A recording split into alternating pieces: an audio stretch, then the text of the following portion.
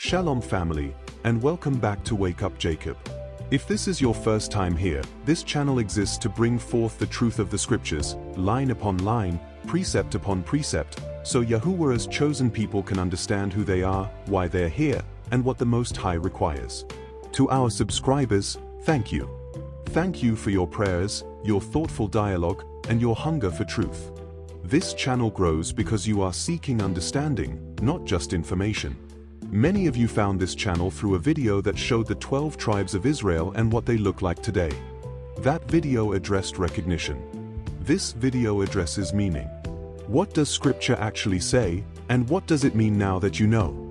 If you searched for the 12 tribes of Israel, it wasn't by accident. Most people aren't just searching for history. They are searching for clarity, for belonging, for an explanation for why they've always felt out of place. You may have seen images. You may have recognized patterns. You may have felt something settle in your spirit. But identity was never meant to end with recognition. It was meant to lead to responsibility. Your identity was hidden on purpose. Deuteronomy 32 verse 26. I said, I would scatter them into corners, I would make the remembrance of them to cease from among men. Let's slow down and read what this actually says. Yahuwah says I would scatter them. He says I would make their remembrance cease. This means Israel did not accidentally forget who they were. Their identity was removed as judgment for breaking covenant. When covenant is broken, protection is removed. When protection is removed, identity is lost. This explains why Israel would later exist among nations, with no name, no land, no memory of who they were. This is why many people today love Scripture but distrust religion, feel spiritually disconnected, feel like something is missing. It's not rebellion. It's amnesia caused by judgment. The tribes were one body, not separate callings. 1 Corinthians 12 verse 12. For as the body is one, and if many members, and all the members of that one body, being many, are one body, so also is Christ. This scripture reflects a principle that already existed in Israel. One body, many members, different functions. Judah was not created to function alone. Neither was Levi. Neither was Issachar. Each tribe had a role, a responsibility, a function for the whole nation. This is why tribal identity is not about ranking. It's about function. Pride fractures the body.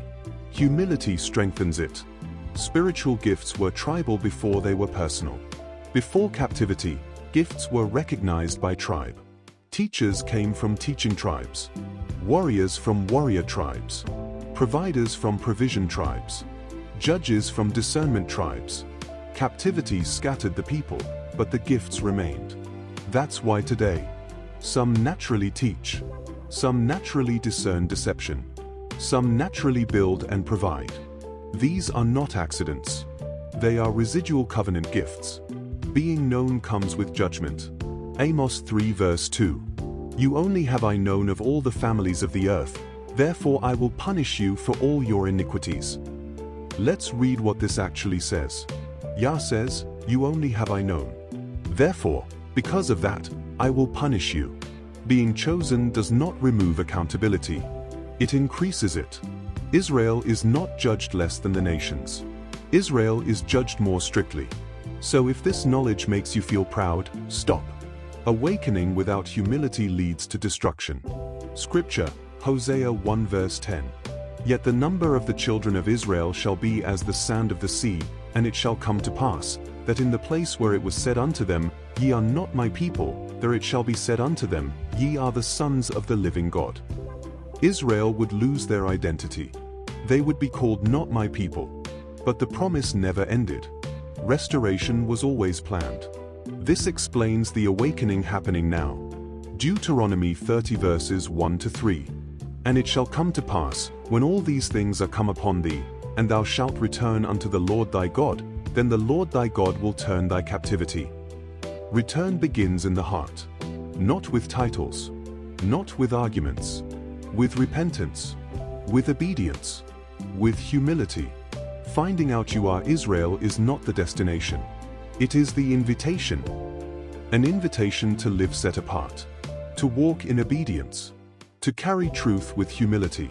If you've always felt like you didn't belong in this world, maybe it's because you were never meant to fully fit into it. Remember who you are. Remember who Yahuwah is.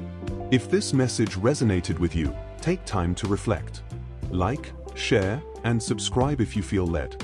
And let me know in the comments, what part of this journey are you on? Until next time, family, Shalom.